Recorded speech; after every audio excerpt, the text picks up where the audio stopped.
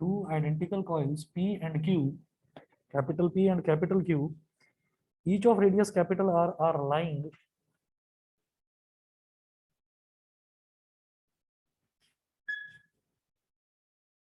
each of radius capital R are lying in perpendicular planes such that are lying in perpendicular planes such that are lying in perpendicular planes such that they have a common center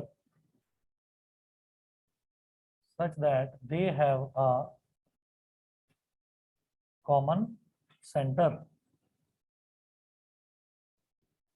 such that they have a common center. Full stop. Find the magnitude and direction of the magnetic field. Find the magnitude and direction. Find the magnitude and direction of the magnetic field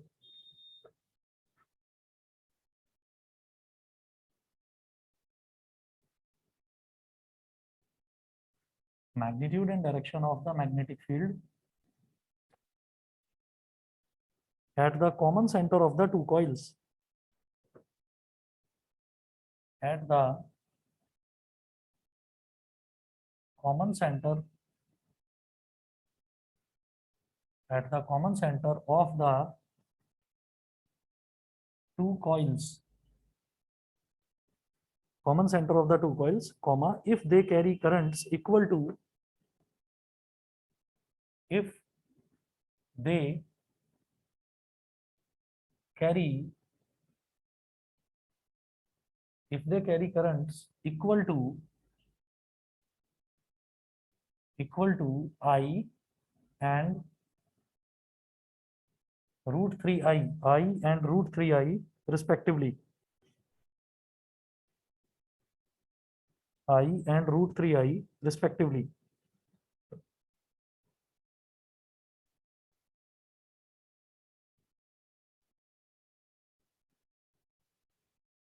तो इन्होंने बोला two identical coils P and Q each of radius capital R, दोनों का radius capital R है, they are lying perpendicular to each other, और कुछ इस तरह से कि दोनों का सेंटर एक ही पॉइंट पर है।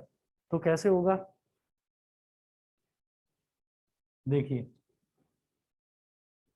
कॉइल्स का मतलब सेल्फ एक्सप्लेनेटरी है कि सर्कुलर कॉइल है, तो एक कॉइल मतलब मैं क्या करूंगा, एक तो सर्कुलर कॉइल बनाना मतलब ही देख लो सर, एक सर्कुलर कॉइल ऐसी है और दूसरी सर्कुलर कॉइल इसी के परपेंडिकुलर है, तो दूसरी सर्कुलर कॉइल कुछ इस तरह से होगी ताकि दोनों का कॉमन सेंटर दिखाई दे, इस तरह से होगी। ठीक, तो ऐसे में शायद हम उतने अच्छे से समझ नहीं पा रहे, और रीजन क्या है कि देखो जब मैं परपेंडिकुलर की बात करूंगा ना, तो ये परपेंडिकुलर तो है, ये परपेंडिकुलर तो है, लेकिन हम इसको ऐसे अंदर की तरफ ऐसे मैं दिखा नहीं पाऊंगा, तो उसको दिखाने के लिए हम किस तरह से बनाएंगे, दो सर्कुलर कॉइल्स, एक तो ऐसे समझ लीजिए कि ये सर्कल ऐसे सीधा दिखाने की बजाय हमने ऐसे टिल्टेड दिखा रखा है, तो एक तो सर्कुलर कॉइल ऐसे जिसका सेंटर ये है, और दूसरी सर्कुलर कॉइल ऐसे, ठीक है, ये ऐसे दिखाइए तो ये भी ऐसे दिखाइए, इस तरीके से दिखाइए, तो सर्कल के अंदर सर्कल जैसे पिरो रखा हुआ हमने, तो परपेंडिकुलर है। तो अब हम ये कहेंगे कि such that they have a common center, find the magnitude and direction of the magnetic field at the common center of the two coils. अब जो फिगर दे रखी है इस क्वेश्चन में वो ये दे रखी है इतनी, और इसके साथ साथ एक चीज और दे रखी है इन्होंने, डायरेक्शन ऑफ करंट। तो एक कॉइल है P, इसमें करंट ऐसे जा रहा है, ये है कॉइल P, और दूसरी कॉइल है Q, तो Q में करंट देखिएगा, Q में करंट ऐसे है,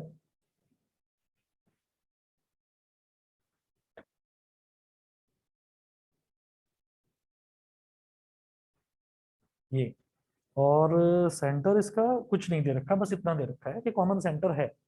अब आप देखिएगा इसको करेंगे कैसे। ये फिगर है।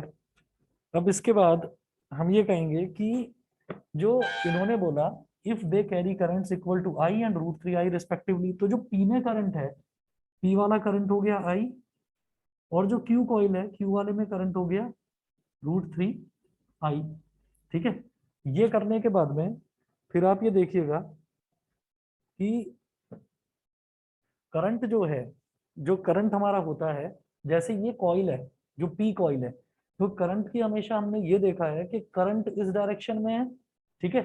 तो करंट हमारा इस डायरेक्शन में, तो जिस प्लेन में करंट लाई करेगा जो मैग्नेटिक फील्ड है वो तो उसके परपेंडिकुलर होता है। ठीक है। तो हम ये कहेंगे कि करंट इस तरफ है तो मैग्नेटिक फील्ड इसके परपेंडिकुलर जाएगा, तो परपेंडिकुलर ऐसे हो गया, मैग्नेटिक फील्ड ऐसे हो गया परपेंडिकुलर। इसको हम क्या बोलेंगे, बी पी, बीपी। ये कॉइल क्यू मैं यहां पर मेंशन कर रहा हूं, कॉइल क्यू। तो बीपी, बीपी का मतलब क्या हो गया कि पी कॉइल में जो मैग्नेटिक फील्ड की डायरेक्शन है। ऐसे ही जो ये क्यू कॉइल है, क्यू कॉइल इस तरह से रखी हुई है तो इस पे परपेंडिकुलर डायरेक्शन ये हो जाएगा। ठीक है। तो इसमें मैग्नेटिक फील्ड का डायरेक्शन ये हो गया बी क्यू। ये बताइए इतना समझ में आया कि नहीं। ठीक है। अच्छा, मैग्नेटिक फील्ड का डायरेक्शन निकाला भी तो कहीं पर जाता है, तो कहां पर निकाला जा रहा है उन्होंने पूछा, देखिएगा। उन्होंने पूछा find the magnitude and direction of the magnetic field at the common centre, तो सेंटर की बात करी जा रही है। सेंटर की बात करी जा रही है, तो सेंटर पर जब भी हम कहेंगे तो मैग्नेटिक फील्ड जो है उसका डायरेक्शन सेंटर से बाहर निकलते हुए होगा और परपेंडिकुलर होगा, करंट के परपेंडिकुलर होगा। ये हमने सेंटर वाले में करा था जब हमने बायोट सावर्ट लॉ का एप्लीकेशन करा था ना। ये magnetic field at the centre, तो सेंटर से बाहर निकलते हुए उसका डायरेक्शन होता है। ठीक है। तो पी पर ऊपर की तरफ और क्यू पर इस तरफ राइट साइड। हाँ जी। हाँ। हाँ। देखिए, हम अगर करंट की बात करते हैं तो करंट इस तरफ से, तो करंट अगर ऐसे है तो फिंगर का स्विल्ड देखिए कहां पर है, ऊपर की तरफ, तो दैट्स व्हाई मैग्नेटिक फील्ड ऊपर की तरफ। भाई करंट ऐसे जा रहा है ना। देखो वो तो मैंने मान लिया, वो तो मैंने मान लिया कि इस तरीके से ऐसे घूमता हुआ जाएगा, लेकिन with the swirl of our fingers, तो मैं बस इनिशिएट जहां से वो हो रहा है मैं उसको लेकर चलता हूँ। जब भी मेरे को डायरेक्शन दिखानी है ना, तो कुल मिलाकर वो तो हमने मान लिया कि वो बनेगा तो इस तरीके से, लेकिन हम उसकी एक पॉइंट पर जब डायरेक्शन देखेंगे तो वो टेंजेंशियल देखेंगे। तो सिर्फ इस पॉइंट पर डायरेक्शन देख रहा हूँ तो ये इनिशिएट ऐसे हो रहा है, तो टेंजेंशियल। नहीं नहीं, रूल तो वही है। देखिए रूल तो यही है कि जैसे हमारी, मतलब करंट का तो डायरेक्शन ये है, समझ रहे हो, करंट का डायरेक्शन ये है, तो ये क्या है, ये ऐसे जा रहा है, तो आप ये कह रहे हो कि इसको मैं सिर्फ ऐसे मानकर चलूंगा ये ऐसे जाएगा। एक इंस्टेंट पर तो ऐसे ही मानेंगे ना, क्योंकि देखो है क्या कि अगर मेरा इस तरीके से है, ये अगर कॉइल ऐसी है, तो करंट अगर ऐसे जा रहा है ना, तो मैग्नेटिक फील्ड इस तरह ऐसे होगा, ऐसे। लेकिन मैं एक इंस्टेंट की बात कर रहा हूँ, तो अगर मान लीजिए मैं इस इंस्टेंट पर बात करूंगा तो इस पर टेंजेंशियल होगा। तो मैं जब यहाँ सेंटर की बात कर रहा हूँ तो सेंटर पर टेंजेंशियल मैंने इस वजह से सिर्फ यहाँ दिखाया, क्योंकि मैग्नेटिक फील्ड उन्होंने सिर्फ सेंटर पर बोला, वैसे तो वो घूमता हुआ है ना, सर्कल बनता है उसका, पूरा लूप बनता है। तो इसलिए ये तो ऐसे हो गया। और ऐसे ही जब मैं बात करूंगा कि जब यहाँ पर करंट इस तरह से जा रहा है तो फिंगर का स्विल्ड इस तरफ। और आप इसको बहुत बेसिक समझिएगा कि जब भी हमारे पास कोई कॉइल वाला क्वेश्चन आएगा तो कॉइल वाले क्वेश्चन में आप ये समझिएगा कि कॉइल के प्लेन के परपेंडिकुलर ही होगा जो मैग्नेटिक फील्ड है, अगर सेंटर पर पूछा जाता है तो। ठीक है। अगर एट एन एक्सियल पॉइंट पूछा जाता है तो उसका प्रॉपर हमने फॉर्मूला कल देखा ही था। ये सभी को क्लियर है, इतना बता दीजिए। अभिनव, Yes, Aishwarya, sir. Kanishka, Vanshika. Yes, sir. चलिए Yes, जी sir. ओके ओके, आगे चलता हूं मैं। तो यहाँ पर ये तो करंट है आई, आई इसमें और इसमें रूट थ्री आई। तो अब आप ये कहेंगे कि मैग्नेटिक फील्ड जब इसका डायरेक्शन ये है और इसका डायरेक्शन ये है, तो रिजल्टेंट डायरेक्शन क्या हो जाएगा, parallelogram rule of vector addition. ठीक है। तो मैं ये कहूंगा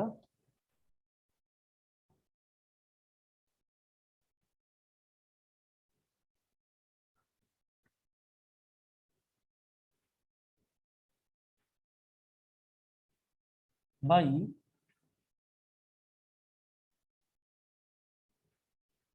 to find the direction, to find the direction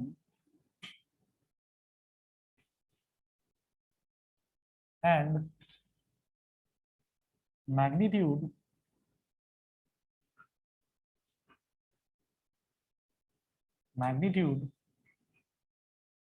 we will find the resultant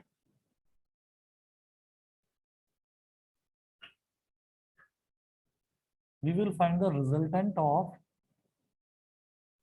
BP vector and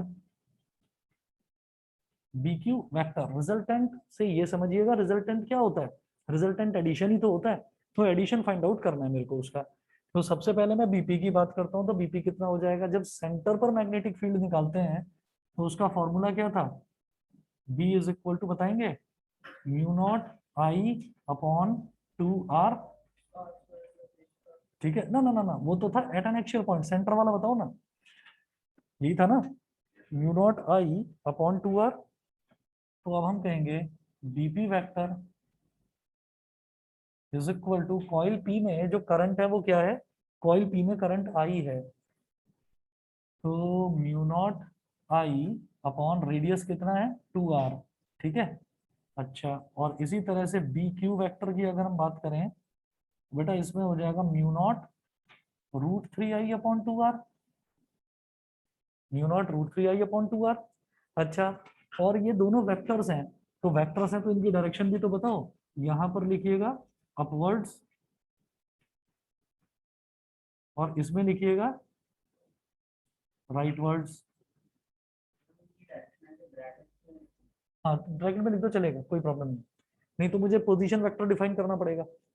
ठीक है, तो वो करने की जरूरत नहीं है, हमने कहा कि ये राइट की तरफ है, ये इसकी तरफ है, तो ऑब्वियस सी बात है कि दोनों के दोनों आपस में परपेंडिकुलर है, दोनों के दोनों वेक्टर्स आपस में परपेंडिकुलर है, तो इनका रिजल्टेंट ऐसा जाएगा हमारा बी, ये हो गया। अच्छा, वेक्टर का रिजल्टेंट कैसे निकाला जाता है, सिंपली ऐड करके नहीं, क्या मैग्नीट्यूड कैसे निकलेगा, under root A square plus B square plus A B cos theta.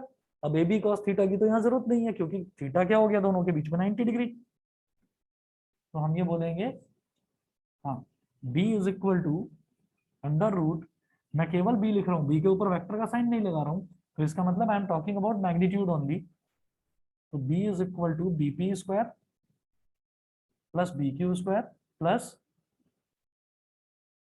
2 B P B Q cos 90, cos theta होता है, मैंने यहाँ पर 90 लिख दिया क्योंकि दोनों के बीच का एंगल 90 डिग्री है। ठीक है, तो ये वाले टर्म की कोई मतलब ही नहीं रह जाता क्योंकि cos 90 हमारा जो है वो 0 होता है। बेटा एक मिनट में इसको एडजस्ट कर रहा हूँ, अभी शायद दिखाई दे रहा होगा सबको। Yes sir. हाँ जी, तो ये वाला तो खत्म हो गया, तो b इज इक्वल टू क्या हो गया, under root BP square, BP कितना है mu naught I upon 2r, सिर्फ मैग्नीट्यूड इसका, अपवर्ड्स तो उसकी डायरेक्शन होगी, तो mu naught I upon 2r का स्क्वायर, बी क्यू स्क्वायर कितना है mu naught √3i upon 2r का स्क्वायर, ये हो गया, तो b is equal to under root mu naught का स्क्वायर आई का स्क्वायर, और जब 2r का स्क्वायर करेंगे 2 का स्क्वायर 4 और r का स्क्वायर r स्क्वायर, और ये हो गया म्यू नॉट √3 का स्क्वायर हो गया 3, आई का स्क्वायर हो गया आई स्क्वायर, और 2r का होल स्क्वायर हो गया 4r स्क्वायर। तो b की वैल्यू कितनी आ गई, जब डिनोमिनेटर सेम है तो एज इट इज ऐड हो जाएगा नॉर्मली, तो b इज इक्वल टू, हाँ म्यू नॉट स्क्वायर है, अच्छा म्यू नॉट स्क्वायर, तो अंडर रूट ये है म्यू नॉट स्क्वायर आई स्क्वायर, ये है 3 म्यू नॉट स्क्वायर आई स्क्वायर, तो क्या हो गया 4 म्यू नॉट स्क्वायर आई स्क्वायर अपॉन 4r स्क्वायर, 4 से 4 कैंसिल आउट हो गया, म्यू नॉट स्क्वायर आई स्क्वायर अपॉन r स्क्वायर, ये क्या हो जाएगा स्क्वायर रूट के बाहर आकर mu naught I upon r, तो ये तो हो गया इसका मैग्नीट्यूड।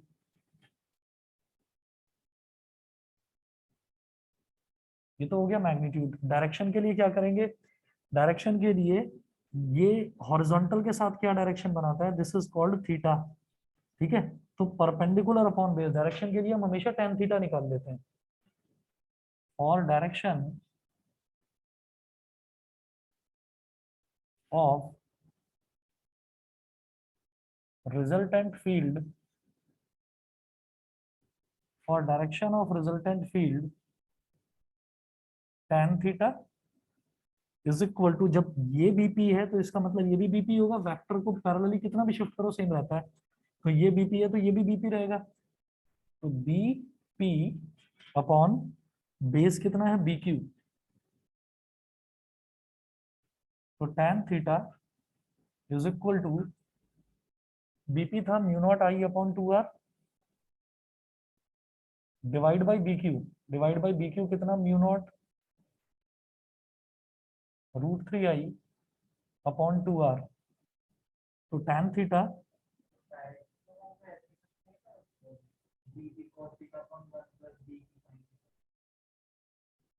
ना डायरेक्शन निकालने के लिए तो यही करेंगे हम, और वो भी पर्टिकुलरली कब? वो तब करेंगे जब हम ये देखेंगे कि 90 डिग्री का इधर एंगल बन रहा है तो ये भी 90 डिग्री है, तो अपना परपेंडिकुलर अपॉन बेस करो सीधा, तो mu naught I upon 2r multiplied by 2r upon mu naught √3i।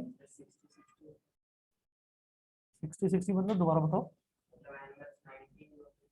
अगर एंगल्स 90 नहीं होते तो फिर वो वाला मेथड जो ये बता रहा है। बेसिकली हमको करना क्या होता है कि हमको हॉरिजॉन्टल के साथ में एंगल निकालना होता है, तो फिर मैं उसको एक्सटेंड करता, एक्सटेंड करके बनाता तो मैं यही राइट ट्राइंगल ही बनाता, ठीक। लेकिन उसके बाद फिर हम देखते कि उसमें जो रेक्टेंगुलर कंपोनेंट है वो थोड़ा सा एक्सटेंड हो जाता है, तो उसको ऐड करके वो पूरी बड़ी लेंथ हो जाती है, वो अलग केस होता है। अब यहाँ देखिए म्यू नॉट से म्यू नॉट कट गया, आई से आई कट गया, आर 2r से 2r कट गया, तो क्या आ गया 1/√3, तो tan theta is equal to 1/√3 अगर आ गया तो theta is equal to 30 degree होगी, बस। तो ये डायरेक्शन हो गई और ये मैग्नीट्यूड हो गया, ठीक है। तो आप ये देखिएगा कि ये अपनी ही तरह का बिल्कुल अलग क्वेश्चन है, बाकी जैसे कल देखे थे दो क्वेश्चन, उस तरीके के क्वेश्चन आते हैं। यहाँ पर एक खास चीज है सीबीएसई की कि ये अपना जो एक पैटर्न है ना वो पैटर्न नहीं छोड़ते, जिस पैटर्न के क्वेश्चन आते हैं उसी के आएंगे। ऐसा नहीं है कि आप सोचो कि अरे ये इस तरीके का आ गया क्वेश्चन तो इससे अलग टाइप का कुछ आ जाए, तो वो नई टाइप नहीं देते, नई टाइप नहीं देते, इसीलिए पिछले साल के क्वेश्चन जो है वो प्रैक्टिस करे जाते हैं, ठीक है। तो आप बस ये ध्यान रखिएगा कि जो जो इंपॉर्टेंट आपको न्यूमेरिकल्स करा रहा हूँ एटलीस्ट वो आप छोड़ेंगे नहीं। आपके पास एनसीईआरटी के अलावा जो भी बुक है उस बुक में जो भी पिछले साल के क्वेश्चंस दे रखे हैं या तो वो कर लीजिएगा, और नहीं तो जो क्वेश्चन बैंक आई है मार्केट में उस क्वेश्चन बैंक में सारे दे रखे हैं। तो आप ये देखोगे कि टाइप्स जो है ना, भले ही 100 क्वेश्चन हो, टाइप उसमें 10 ही होंगी, बस 10 टाइप होंगी। वही क्वेश्चन जो है डेटा चेंज हो रहा है, एंगल चेंज हो रहा है, कहीं पर मैग्नेटिक फील्ड, कहीं पर करंट चेंज हो रहा है, बस वो चेंज होता रहेगा, टाइप्स वही 10 होंगी, ठीक है। सभी को ये क्वेश्चन क्लियर है कि नहीं बताइए? सर हम फिर कौन सी बुक लें अभी? मैं आपको बता रहा हूँ कि अगर आपके पास एसएल अरोड़ा है फिजिक्स की, तो एसएल अरोड़ा में पीछे एक सेक्शन दे रखा है गाइडलाइंस टू एनसीईआरटी एक्सरसाइजेस, उसमें तो जो एनसीईआरटी के क्वेश्चंस हैं उन सबका सॉल्यूशन दे रखा है, एक एक क्वेश्चन का, कोई छोड़ा भी नहीं है क्वेश्चन। उसके अलावा उसमें एक सेक्शन है एसएल अरोड़ा में एग्जाम प्रैक्टिस का, एग्जाम प्रैक्टिस में वेरी शॉर्ट आंसर वाले 2-2 3-3 नंबर वाले लिखा हुआ है कि सीबीएसई का कौन सा ईयर वो प्रॉपर दे रखा है, ठीक। और आपका लॉन्ग आंसर वाले 5 नंबर वाले भी हैं और 3 नंबर वाले भी हैं, 1-1 नंबर वाले भी हैं, 2-2 3-3 नंबर वाले भी हैं। 2 और 3 मार्क्स इस वजह से लिखा हुआ है क्योंकि पिछले 2 साल पहले 2 नंबर के आया करते थे क्वेश्चन, फिर 3 नंबर के आने लगे। अच्छा, अब इस बार 1-1 नंबर के ही आएंगे जो एमसीक्यू आएंगे। तो आप ये देखिएगा कि उसके लिए मुझे जो है मैं परसों भी आपको फोटो खींच कर भेजना भूल गया था, मास्टरमाइंड मुझे बढ़िया लग रहा है, और आप देखेंगे मोस्टली टीचर्स को वही पसंद आएगा क्योंकि उसमें ना खूब वैरायटी दे रखी है, क्वेश्चन है सॉरी। हाँ तो बहुत बढ़िया, बहुत बढ़िया, बिल्कुल। हाँ, तो आप ये देख लीजिए उसमें ये दे रखा है क्वेश्चन है सॉल्यूशन है, क्वेश्चन है सॉल्यूशन है, तो अगर 100 क्वेश्चन है ना, तो 100 क्वेश्चन में से आप ये समझ लेना ये 60 65 या 70 क्वेश्चन तो आप कर ही लोगे, जहां पर खुद अटकोगे वहां सॉल्यूशन देख लोगे, और जहां पर भी ये प्रॉब्लम हुई कि नहीं सॉल्यूशन देखने के बाद भी समझ में नहीं आ रहा तो वो मैं बता दूंगा आपको, तो कोई प्रॉब्लम नहीं आने वाली, बड़ा आसान तरीके से दे रखा है। और ईशान डेरिवेशंस की टेंशन मत लेना, मैंने हर चैप्टर का देखा है और मैं ये देख रहा हूँ कि डेरिवेशन पर तो क्वेश्चन बन ही नहीं पाएगा फिर। डेरिवेशन पर नहीं बन पाएगा। इतना जरूर है कि न्यूमेरिकल्स की वेटेज बढ़ रही है और न्यूमेरिकल्स आसान है। आप खुद फील कर रहे होंगे कि तो न्यूमेरिकल्स सर आसान फिर है। हम डेरिवेशन प्रिपेयर बंद डेरिवेशन करें? करना, डेरिवेशंस करना, डेरिवेशंस को ऐसा मत कर लेना कि बिल्कुल रट कर एक एक स्टेप रट कर जा रहे हो, वो करने की जरूरत नहीं है। आप जब क्वेश्चन बैंक से ओके सर। प्रैक्टिस करोगे ना तो आपको खुद समझ में आ जाएगा। डेरिवेशंस करने के लिए क्यों बोल रहा हूँ, क्योंकि जैसे जैसे यही वाला क्वेश्चन था, तो इस क्वेश्चन में हमको डायरेक्शन जो है वो तभी पता चलेगी जब हमने इसकी पूरी डेरिवेशन कर रखी होगी। डेरिवेशन से ही हमको ये पता चलेगा कि इसकी डायरेक्शन ऐसे परपेंडिकुलरली जाती है। ठीक है, अगर हम सिर्फ और सिर्फ फॉर्मूला रट लेंगे तो फिर क्या होगा, मैग्नीट्यूड तो निकाल लेंगे बीपी और बीक्यू, मैग्नीट्यूड तो निकाल लेंगे, लेकिन इस चीज में कंफ्यूज रहेंगे कि बीच में एंगल 90 डिग्री बन रहा था। तो डेरिवेशन आप इस तरह से पढ़िए कि उनको पूरी तरह से रटने की जरूरत नहीं है, कि आपको सब्जेक्टिवली एक एक स्टेप करके दिखाना होगा। उसको पढ़ लो कि क्या है। ठीक है, समझ लीजिए। आप दो तरीके की चीजों से, दो तरह से आप पढ़ाई करते हैं ना। एक तो ये हो गया तरीका कि भाई आपने उस चीज को समझ लिया खूब अच्छे से, एक बार दो बार तीन बार रिवाइज कर लिया। और एक तरीका ये होता है कि आप एग्जाम में उसे किस तरह से लिख कर आएंगे। इसीलिए समझ में तो ज्यादातर जो टीचर्स समझाते हैं, समझ में तो सब बच्चों को आ जाता है, लेकिन बच्चे नोट्स को क्यों प्रेफर करते हैं? नोट्स इसलिए प्रेफर करते हैं कि मैं नोट्स अपने खुद से बनाऊंगा। वो इसलिए प्रेफर करते हैं कि भाई पेपर में मेरे पास एक ऐसा मटेरियल होना चाहिए जिसको देखकर मैं उसको एज इट इज लर्न कर लूं और एज इट इज उसको मैं लिख कर आ जाऊं पेपर में। नहीं तो समझ में तो सारी चीज आई जाती है। तो इस बार क्या करना है, डेरिवेशंस के केस में समझना है, उसको समझना है। वो एज इट इज जो आप एक पिक्चर दिमाग में छाप कर ले जाते थे ना, कि बिल्कुल एज इट इज ये मैं करता चला जाऊंगा, स्टेप बाय स्टेप करूंगा। तो 5 नंबर का है तो शायद 2 3 या 4, अगर इतना भी कर दिया तो इतने नंबर तो आ जाएंगे। वो पूरा का पूरा वो करने की जरूरत नहीं है। ठीक है, तो इसलिए उस चीज की बिल्कुल टेंशन मत लेना कि मेरे डेरिवेशन नहीं हो रहे तो मेरी तैयारी नहीं हो रही। ज्यादातर बच्चों को ये प्रॉब्लम रहती है, डेरिवेशन से ही घबराते हैं। तो डेरिवेशन से तो बच गए आप, टर्म 1 में बच गए। और टर्म 2 में वैसे ही डेरिवेशन वाला पोर्शन ज्यादा नहीं है, टर्म 2 में ज्यादा नहीं है तो, पर ज्यादा नहीं है। ठीक है, चलिए जी आगे, समझ गए, इतना क्लियर है? हम्म? Yes sir. देखो मैं आपको ये बता रहा हूँ कि अगर आपने मेरे नोट्स बना रखे हैं तो मैं ऐसा अरोड़ा ये रखी है, ऐसा अरोड़ा में से बनवा रहा हूँ, तो कुछ छूटा ही नहीं है ना। और अगर आप फिर भी चाहते हैं कि भाई ऐसा अरोड़ा लेनी है तो आप ले सकते हैं। और मतलब ये बुक ऐसी है कि अगर आप आगे मतलब इंजीनियरिंग साइड में जाएंगे ना, तो ये बुक काम आएगी ही आएगी, ये बुक काम आएगी ही आएगी। अच्छी बुक है तो सही तुम्हारे पास। क्वेश्चन बैंक जरूर ले लेना, क्वेश्चन बैंक जरूर ले लेना। क्वेश्चन बैंक लेने के लिए मैं इस वजह से बोल रहा हूँ क्योंकि ये आप लोगों के लिए, मेरे लिए और जितने भी फिजिक्स के टीचर्स हैं सबके लिए नया साल है ये, बिल्कुल एक तरह से सबके लिए नया साल है कि पूरी तरह से पेपर एमसीक्यू बेस्ड आ रहा है। तो इस वजह से आप ये देख लीजिए। अच्छा, जो सिर्फ आईआईटी वाले जो टीचर्स हैं उनके पास भरे पड़े हैं एमसीक्यू, लेकिन वो एमसीक्यू सीबीएसई के लेवल से मैच नहीं करते। और जो सीबीएसई वाले टीचर्स हैं उनके पास क्वेश्चंस भरे पड़े हैं, क्वेश्चन बैंक बने रखे हैं, कोई प्रॉब्लम नहीं है उसमें, लेकिन उनके पास एमसीक्यूज नहीं है। इसीलिए मैं लगातार इंतजार कर रहा था पब्लिशर से, और जो बुक सेलर्स हैं उनसे भी लगातार मैं टच में था। मैं पूछ रहा था कि ये कब आएंगे, ये कब आएंगे, और मैं चैन की सांस ले रहा हूँ उसको देखकर। आप भी जब देखेंगे ना, थोड़े से पन्ने पलटोगे तो आपको लगेगा कि हाँ, बहुत ज्यादा आपको एक्सटेंसिव तैयारी करने की जरूरत नहीं है। तो आप ये समझ लीजिए कि आपने अगर वो क्वेश्चन बैंक कर लिया, फिर हम सबके दिमाग में ये आता है, हम सबके दिमाग में आता है 10th तो आप सब कर ही चुके हैं, है ना। और 10th आपकी वैसे वाली नहीं हुई थी जैसे बाकी बच्चों की हुई है। तो 10th में तो प्रॉपरली पेपर ही दिए थे आप लोगों ने। तो अब आप लोगों को ये पता है कि जो 10th क्लास में जैसे बोर्ड का जो माहौल होता था, तो उसमें ना हम जब तैयारी करते थे, जब पढ़ते थे, हमारे मन में एक चीज बहुत आती थी। वो चीज ये रहती थी कि कहीं कुछ ट्विस्ट करके आ गया, ये मैं क्वेश्चन बैंक करता जा रहा हूँ, कहीं इसके बाहर का कुछ आ गया, मैं तो टोटली इसी पर डिपेंडेंट हो गया। तो ये याद रखिए, सीबीएसई बोर्ड एक पैटर्न फॉलो करता है। और आप लोगों ने ये खूब देखा होगा कि जिस टाइप के क्वेश्चंस क्वेश्चन बैंक्स में दे रखे हैं, जिस टाइप के क्वेश्चंस एनसीईआरटी में दे रखे हैं, वो इससे इधर उधर नहीं हटते। भाई 2 4 क्वेश्चन तो आते हैं थोड़े से ट्रिकी, ठीक है, लेकिन उसके अलावा जो मेजोरिटी ऑफ द क्वेश्चन है, 95% पेपर जो है वो नॉर्मली आता है, बहुत ज्यादा टफ नहीं आता। और जो टीचर्स हैं वो पेपर बनाएंगे कहाँ से, कहाँ से बनाएंगे? किसी भी आप बड़े से बड़े टीचर को देख लो, कोई टीचर इतना बड़ा रिसर्चर नहीं बैठा हुआ कि बैठकर वो क्वेश्चन डिजाइन करेगा खुद से, ये वैल्यू इसकी ऐसी ले लूं, ये ऐसा कर दूं, ये ऐसा कर दूं ना। किसी के पास इतना टाइम नहीं रखा हुआ। रीजन क्या है? रीजन ये है कि लगभग लगभग अगर फिजिक्स का पेपर है तो इंडिया के 10 अलग अलग पार्ट से 10 टीचर्स बनाकर भेजते हैं, और 3 3 सेट बनाकर भेजते हैं। ठीक है, फिर उनमें से पेपर सेलेक्ट होता है कि हाँ ये वाला पेपर अच्छा है, बाकी के जो टीचर्स हैं उनको पेमेंट नहीं होता। ठीक है, नहीं वो तो फिर फंसने वाली चीज है ना, वो फंसने वाली चीज है। ऐसे बिट्टू भैया फंस गए थे 3 या 4 साल पहले। बिट्टू कोचिंग सेंटर था जनकपुरी में दिल्ली में, वो फंस गया था बेचारा इसी चक्कर में। यही कि उन टीचर्स से बात कर लें, पेपर निकलवा लें, पेपर निकलवा लें। पता होगा 3 साल पहले पेपर लीक हुए थे, पता होगा। हाँ, हुए थे ना, ये आपके बारी में थे, आपसे पिछले साल वाले में थे, आपके सीनियर्स। हाँ, तो 12th का भी हुआ था, 12th का अकाउंट्स का पेपर हुआ था, इकोनॉमिक्स का, इकोनॉमिक्स का। हाँ, सर और मैथ्स फिर वाला भी तो हुआ था। मैथ्स वाला हुआ था, 10th का मैथ्स का भी हुआ था, साइंस का भी हुआ था। तो खैर वो चीजें छोड़िए, सुनो मैं जो मेन चीज पर आ रहा था, अरे छोड़ो छोड़ो छोड़ो छोड़ो, वो हिस्ट्री हो गई, अब छोड़ो ना। अब मैं ये कह रहा हूँ कि जो भी कोई टीचर पेपर बनाकर भेजता है ना, वो क्वेश्चन बैंक से ही उठाता है, और क्वेश्चन बैंक में से ही क्वेश्चंस उठाकर वो बनाकर भेज देता है।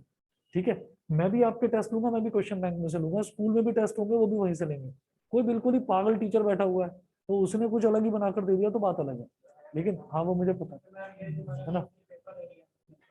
आप, हाँ अरिहंत में से बहुत आता है, एक ना यूलाइक आता है, यूलाइक का भी क्वेश्चन बैंक नहीं आया, तो यूलाइक में से बहुत आता है, आपने करा था ना 10th में भी यूलाइक, है ना। तो यूलाइक में से बहुत बनता है, उसका भी क्वेश्चन बैंक आया नहीं है, आएगा तो मैं बता दूंगा।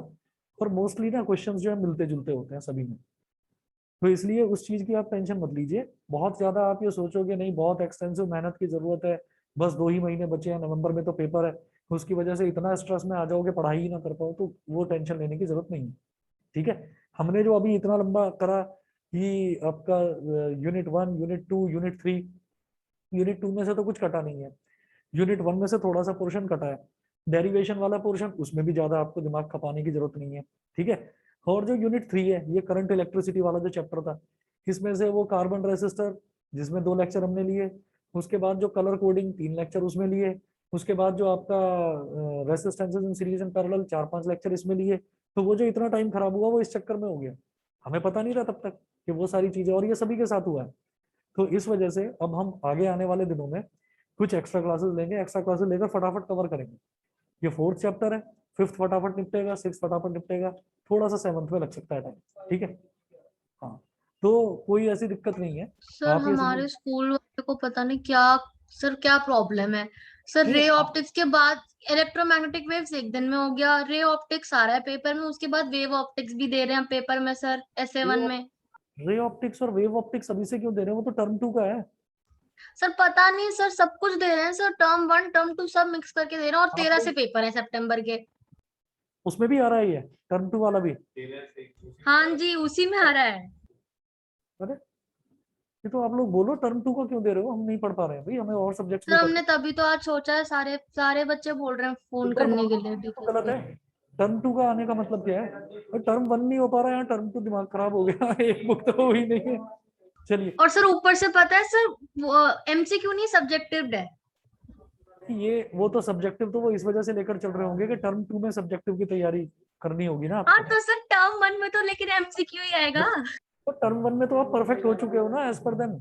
टर्म 1 में तो आप पूरे परफेक्ट हो चुके हो, अब इस वजह से अब टर्म 2 करना जरूरी है, इस वजह से इतनी मेहनत कराई जा रही है, टॉपर यहीं से निकलना है। हाँ, कमाल कर दिया, नासा में भेजेंगे बच्चों को अभी से। चलो जी अगला देखते हैं topic.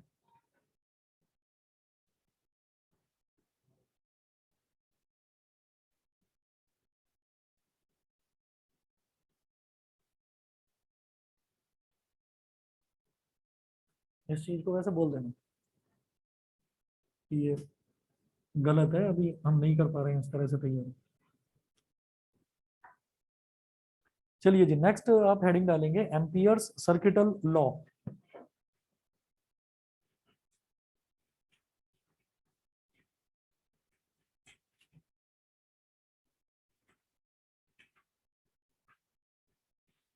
Amperes circuital law.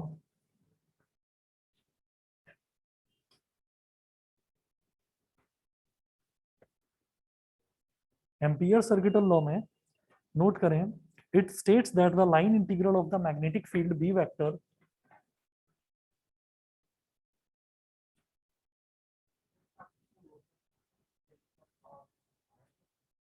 Helical path है, हेलिकल पाथ वही होता है जैसे सोलोनॉइड में मैग्नेटिक फील्ड ऐसे घूमता हुआ जाता है। क्या? हाँ हाँ, आएगा आएगा, इस टॉपिक के बाद जस्ट वही एम्पियर सर्किटल लॉ है। सर हाँ इस चैप्टर को खत्म होने में और कितने लेक्चर्स लगेंगे? बेटा, मेरा जो टारगेट है, मैं इसको 4 सितंबर से पहले पहले कंप्लीट कराना चाह रहा हूँ। 4 सितंबर से पहले पहले, मतलब ज्यादा से ज्यादा 10 दिन। किस सर? ठीक है। हाँ। कौन सा? इंडक्शन वाला आसान है, वो बहुत छोटा है। इंडक्शन वाला आसान है, वैसे भी बहुत छोटा है सिलेबस में से अभी शायद हाँ हाँ हाँ, उसमें से कुछ नहीं कटा है, क्योंकि कटने लायक कुछ है ही नहीं, उसमें बहुत छोटा चैप्टर है। इसमें भी आप देखोगे 40-42 पेज का चैप्टर है असल में, ज्यादा बड़ा नहीं है। It states that the line integral of the magnetic field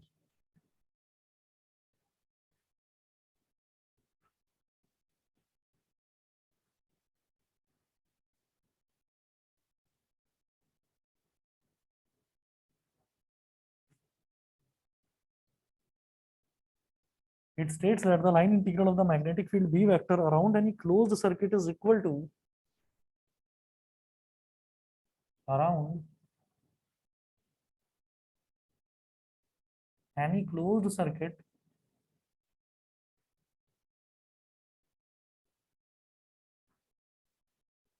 is equal to mu naught times the total current, mu naught times the total current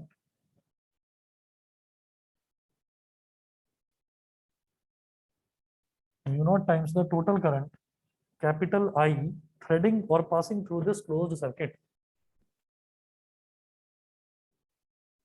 threading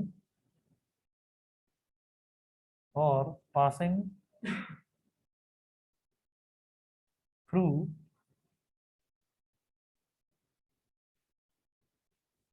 this closed circuit,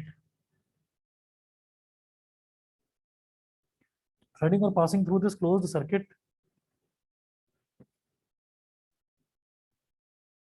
जब भी किसी क्लोज्ड सर्किट में integration करते हैं या किसी भी closed path में इंटीग्रेशन करते हैं, तो इंटीग्रेशन तो नॉर्मली होता है, जैसे नॉर्मल इंटीग्रेशन के रूल्स हैं। बस यहाँ पर ना एक ऐसा सर्कल बना देते हैं कि हम एक क्लोज्ड पाथ के अक्रॉस इंटीग्रेशन कर रहे हैं, तो लिखने का तरीका है बस, मतलब कोई अलग टाइप का इंटीग्रल नहीं है, इंटीग्रेशन वही है। तो B vector dot DL vector is equal to mu naught I. Mu naught times का मतलब क्या होता है, जैसे 2 टाइम्स बोलेंगे तो 2 से मल्टीप्लीकेशन कर देंगे, ऐसे म्यू नॉट टाइम्स है तो mu naught multiplied by I. ठीक है। It states that the line integral of magnetic field B vector का लाइन इंटीग्रल मतलब DL vector around any close circuit is equal to mu naught times the total current. Mu naught times the total current मतलब mu naught into I. ये तो इसका statement है। उसके बाद हम ये कहेंगे कि इंटीग्रेट करने के बाद में ये भी कहा जा सकता है, और B L is equal to mu naught I, where L क्या है, total length of the loop. Loop क्या है, वही लूप जिसमें करंट फ्लो कर रहा है। इसका डायग्राम देखेंगे और अच्छे से आ जाएगा समझ में।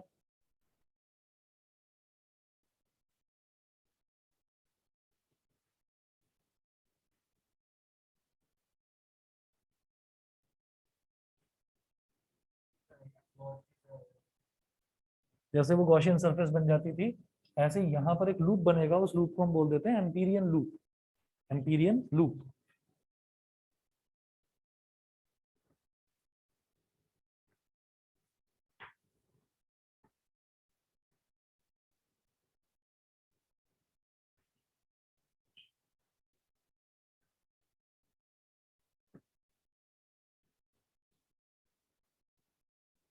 मैग्नेटिक फील्ड,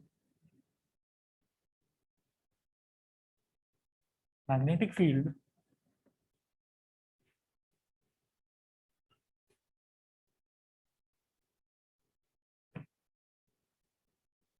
और a magnetic field for a straight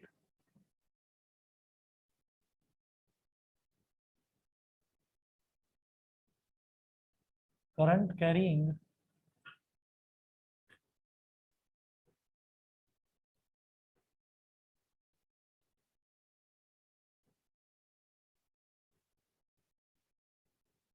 for a straight current carrying conductor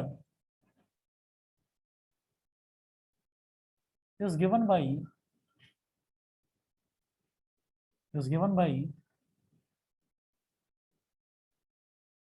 Biot-Savart's law। और ये क्या था, B is equal to mu naught I upon 2 pi R, mu naught I upon 2 pi R, ये था। हाँ, बायट-सावर्ट्स law तो बिल्कुल शुरुआत में करा था। I DL sine theta upon R square था। तो यहाँ पर हम स्ट्रेट करंट कैरिंग कंडक्टर की बात कर रहे हैं। तो स्ट्रेट करंट कैरिंग कंडक्टर में जो सबसे पहला हमने डेरिवेशन करा था वो यही था, B is equal to mu naught I upon 2 pi R. ठीक है, देख लेना एक बार, सबसे पहले यही करवाया था। बायट-सावर्ट लॉ जो था उसका तो स्टेटमेंट था, उसका कोई प्रूफ नहीं था। बी इज इक्वल टू, ये D B is equal to I DL sine theta upon R square वो था। लेकिन ये हमने करा था स्ट्रेट करंट कैरिंग कंडक्टर के लिए, एक वायर के लिए, स्ट्रेट वायर के लिए। ठीक है, अब उसके बाद देखिएगा कि हम एक काम करेंगे। जैसे मान लीजिए कि ये एक स्ट्रेट करंट कैरिंग वायर है, इसमें करंट जा रहा है ऐसे आई। उसके बाद हमने ये कहा कि जब करंट आई ऐसे जा रहा है तो मैग्नेटिक फील्ड क्या बनाएगा, इसके चारों तरफ लूप बनाएगा। तो मैग्नेटिक फील्ड ऐसे हो गया, इसको ऐसे दिखा दो कि जैसे ये इसमें से आर पार निकल रहा हो। तो इस तरीके से हो गया कि करंट हमारा ऐसे, तो मैग्नेटिक फील्ड ऐसे इस तरह से स्विल करेगा। ठीक है, मैं किसी पर्टिकुलर पॉइंट पर नहीं निकाल रहा हूँ, तो इस वजह से मैंने पूरा मैग्नेटिक फील्ड ऐसे जो शेप लेगा सर्कुलर वो ले लिया यहाँ पर। तो ये हमारा हो गया ऐसे और ऐसे मैग्नेटिक फील्ड।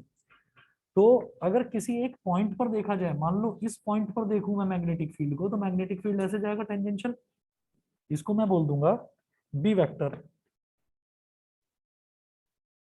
और यहाँ पर अगर छोटी सी कोई लेंथ ले ली है तो बेटा उसको बोल देंगे डीएल वेक्टर। यहाँ पर अगर कोई छोटी सी लेंथ ले ली है तो उसको बोल देंगे डीएल वेक्टर। ठीक है, तो स्ट्रेट करंट कैरिंग वायर का हमने देखा था बायट-सावर्ट लॉ में। तो अब हम ये कहेंगे इसमें कि ये चीज मैं यहाँ क्यों बता रहा हूँ, क्योंकि इसकी हेल्प से एम्पियर सर्किटल लॉ, ये जो एम्पियर सर्किटल लॉ है इसको हम प्रूव कर सकते हैं।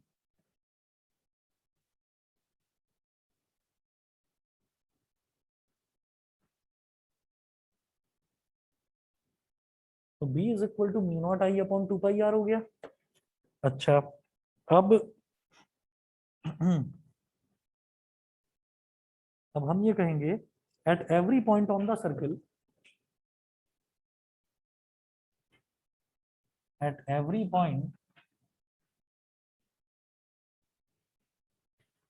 on the circle, at every point on the circle, both B vector and DL vector are tangential to the circle. Both B vector and DL vector are tangential to the circle. Are tangential to the circle. एक काम और करिएगा, ये जो बना है ना, ये जो लूप बना है, ये है क्या, ये है magnetic line of force. Magnetic line of force, जो हम मैग्नेटिक फील्ड का डायरेक्शन दिखाते हैं वो मैग्नेटिक लाइन ऑफ फोर्स होती है। और बेटा इसी ऐसे ही लूप को हम एम्पीरियन लूप भी बोल देते हैं। ये जो लूप बनता है इसको हम एम्पीरियन लूप भी बोल देते हैं। उसके बाद दोनों के दोनों टेंजेंशियल हैं, देयरफॉर किसी भी पॉइंट पर देखूं, फॉर एग्जांपल मैं इस पॉइंट पर देख रहा हूं, तो मैग्नेटिक फील्ड तो ऐसे घूमता हुआ है, लेकिन जब किसी एक पॉइंट पर देखेंगे तो वो टेंजेंट की तरह जाता हुआ है। ठीक है, और उसी पॉइंट पर अगर मैं छोटा सा टुकड़ा ले लूं लेंथ का, तो वो छोटा सा टुकड़ा लेंथ का वो भी इसी डायरेक्शन में होगा। ठीक है, तो जब दोनों के दोनों सेम डायरेक्शन में है, टेंजेंशियल डायरेक्शन में है, therefore angle between them is zero. B और डीएल जब दोनों सेम डायरेक्शन में है तो दोनों के बीच में एंगल बनेगा ही नहीं। समझ रहे हैं? नहीं, angle between them is zero. तो जब दोनों के बीच में एंगल जीरो है तो हम कहेंगे दोनों का डॉट प्रोडक्ट निकाल सकते हैं ऐसे, B vector dot DL vector क्या हो गया, B D L cos 0 degree. तो ये हो गया simply B into DL, B into DL हो गया। अच्छा, ये करा क्यों है, ये इस वजह से करा है, therefore line integral, therefore line integral of magnetic field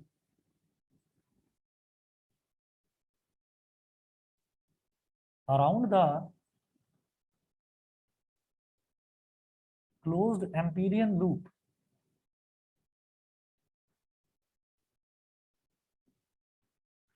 is closed Amperian loop b vector dot dl vector, b vector dot dl vector। तो b vector dot dl vector मैं निकाल चुका हूँ, b dl है ना। तो ये क्या हो जाएगा, closed loop line integral of B D L.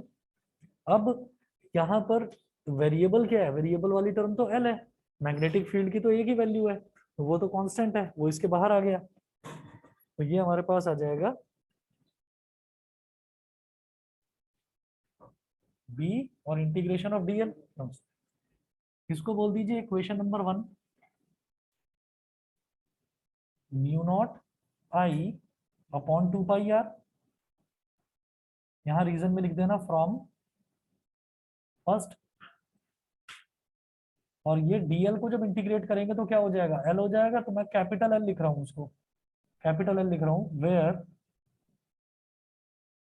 Capital L is equal to length of the loop. Length of the loop कितना होता है, इसका पूरे के पूरे सरकमफ्रेंस के बराबर। सरकमफ्रेंस क्या हो गया, 2 पाई आर, 2 पाई आर हो गया। तो ये क्लोज्ड लूप लाइन इंटीग्रल, ये जो चला आ रहा था, closed loop line integral of B vector dot DL vector mu naught I upon 2 pi R into L कितना है, ये भी 2 पाई आर है। तो 2 पाई आर से 2 पाई आर कट गया, ये आपका प्रूव हो गया। ये क्या प्रूव है, किसका है ये, एम्पियर सर्किटल लॉ का। एम्पियर सर्किटल लॉ ये कहता है कि closed loop line integral of B vector और D L vector is equal to mu naught I. समझ गए, ठीक है।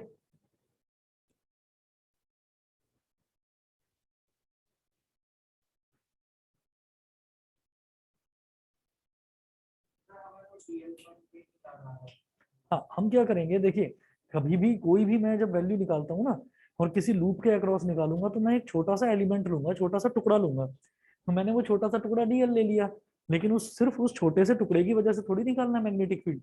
मैग्नेटिक फील्ड तो पूरे लूप की वजह से निकालना है।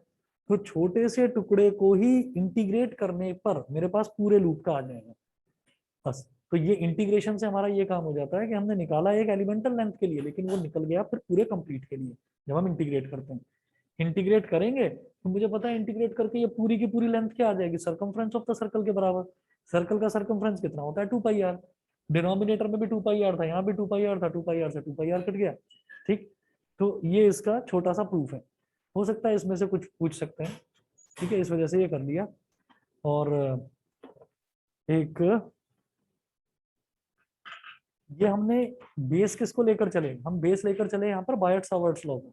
बायट-सावर्ट्स लॉ की वजह से मुझे पता था कि B is equal to mu naught I upon 2 pi R है। एक इसकी उल्टी कहानी भी होती है कि एम्पियर सर्किटल लॉ से, ये तो मैंने बायट-सावर्ट लॉ से एम्पियर सर्किटल लॉ प्रूव करा, क्या मैं एम्पियर सर्किटल लॉ से बायट-सावर्ट लॉ भी प्रूव कर सकता हूँ, वो भी कर सकते हैं, वो भी कर सकते हैं। मतलब अगर मैं close loop line integral B vector और D L vector is equal to mu naught I base लेकर चलूं, इसको लेकर चलूं, तो इससे मैं यहां तक पहुंच सकता हूं, इससे मैं यहां तक पहुंच सकता हूं। ज्यादा से ज्यादातर स्टेप्स जो है वो उल्टे चलेंगे, ठीक है। मैं बताता हूँ नेक्स्ट क्लास में। अच्छा हाँ, एक चीज और बता दीजिए कि कल आपकी एक्स्ट्रा क्लास लेने वाला हूँ, तो कल दोपहर में ले सकता हूँ 2:30 बजे। Yes sir. 2:30 बजे तो कोई प्रॉब्लम नहीं है। हाँ भाई, ऑनलाइन वाले बच्चे बता दें, अभिनव, ऐश्वर्या, दृष्टि, Kanishka. Yes sir. Yes sir, कोई प्रॉब्लम नहीं है। कोई प्रॉब्लम नहीं है। अच्छा, दूसरी चीज ये भी आपको बता रहा हूँ कि एक क्लास संडे में लूंगा, या तो 2 घंटे की या फिर 3 घंटे की। तो उस चीज के लिए पहले संडे में एक क्लास लूंगा 2 से 3 घंटे की, प्रिपेयर रहना भाई, ठीक है। और नहीं वो ठीक नहीं है, एक बार में नहीं लूंगा, एक बार में ले लूंगा, एक बार में ले लूंगा भाई। अगर 3 घंटे की है तो बीच में 5-5 या 10-10 मिनट के गैप ले लेंगे, ठीक है, क्योंकि मैं सब्सटेंशियल अमाउंट इस वीक में, मतलब इसी उसमें वीक में मैं करवाना चाह रहा हूँ इसमें से। तो इस वजह से संडे के लिए प्रिपेयर रहिएगा। मोस्ट प्रोबेबली टाइमिंग सुबह 10 से 1 का रहेगा, सुबह 10 से 1 का, ठीक है। चलिए जी, और कल दोपहर में 2:30 बजे